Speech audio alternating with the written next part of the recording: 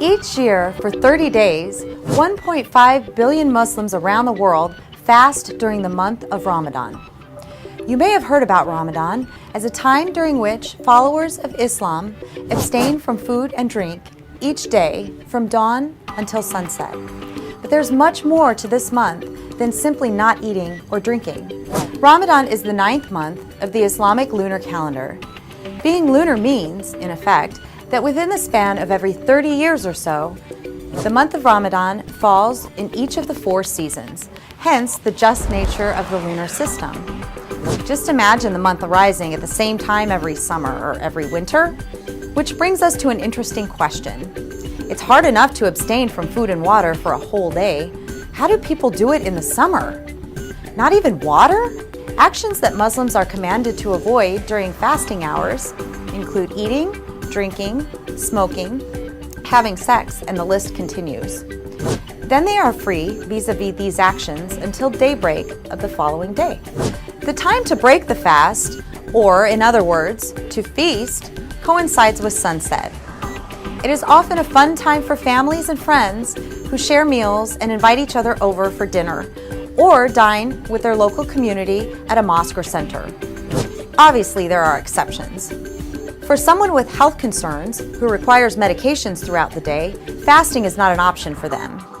In general, where fasting compromises an ill person's pace of treatment or prognosis, they are ordered to refrain.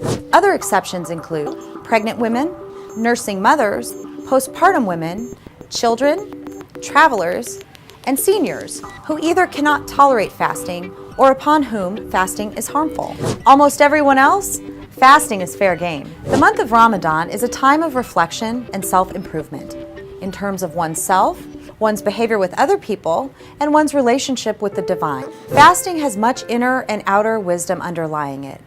It is a way for a person to feel solidarity with the millions of poor and hungry people around the world who are fasting day and night without a choice.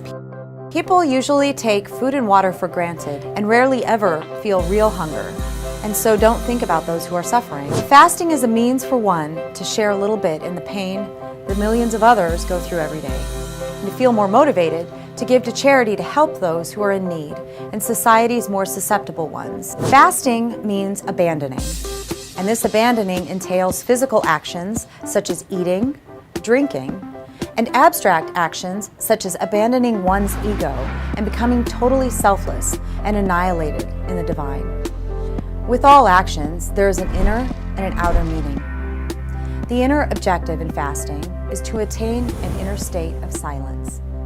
This is acquired by slowly, surely taming one's animal dimension, thus becoming closer and closer to the essence of what we are. Don't be sidetracked by the negative images.